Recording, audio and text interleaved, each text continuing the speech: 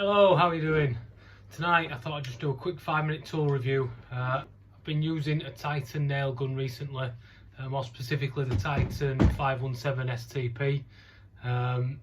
Reason I got this was for a couple of jobs. Always wanted one, it made things look a bit easier. And the reason I went with this one, I won't lie, it was the cheapest one I could find. It was 25 quid on Screwfix.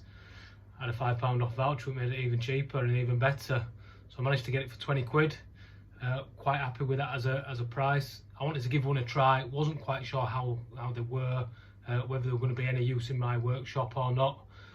So I don't mind risking 20 quid on trying to see if something's better, and if it's not, I can always get rid of it and it's no big issue. So I've had this for about 6 months now. My first real project that I used this for, and the main reason why I bought it, was when I was building a playhouse for my daughter.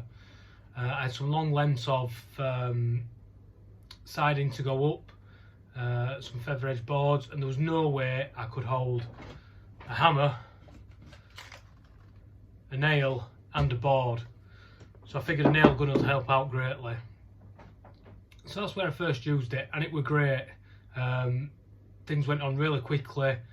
It's not perfect, it seems a little bit underpowered to me, but it got the job done, which I'm really grateful for. I've then moved on to use it in several other projects.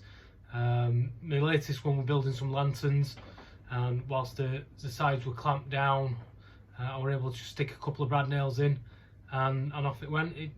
No dramas, and everything held together well. Loading and unloading couldn't be easy. There's one catch at the bottom. Put your nails in and simply push it back into place, and you're there. It's got a 2-part safety trigger. You have to pull the manual trigger, but beforehand you have to have this top bit pushed in, so it needs to be firmly against a piece of material, otherwise it won't fire. Just stops you sort of picking it up and firing it at your kids and stuff like that when they get in it where. It's labelled up as taking 15, 20, 25 and 32mm 18 gauge brad nails. I'll be honest, I wanted something a little bit longer, so I bought 35mm brads, 18 gauge, again from Screwfix. These are branded as DeWalt. Quite honestly, they were the cheapest at about 9 quid for 5,000, which I didn't think were too bad. Again, I've not had a problem with them, they're fantastic. It loads nice and easy, and it's literally plug and play. There's no dramas with it. So the first major problem that I found with it, if you can call it a major problem, is the lead it comes with.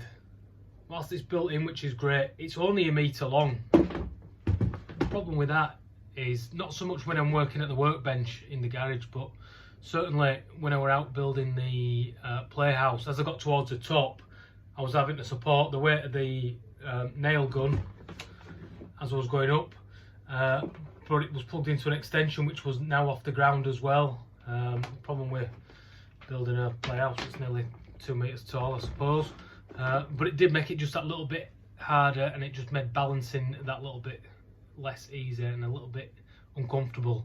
But again, compared to trying to hold a piece of wood and a nail and a hammer, much better. So I can't really put it down as that much of a disadvantage, that much of a problem. Second thing that I've noticed with it is the amount of recoil it gets. It's quite large. Now this could be just me a little bit inexperienced with them. It might be that it's a cheaper model, I don't know. But when you're putting the brads in, it does recoil quite a bit. If you're not holding it firm, it does just leave them out just sort of 5-6mm. You just need to tap it back in with a hammer.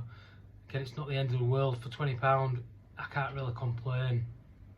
So my favourite parts with it are quite simply, it frees up my hands, or at least one of them, to hold things, to put something just in the right place.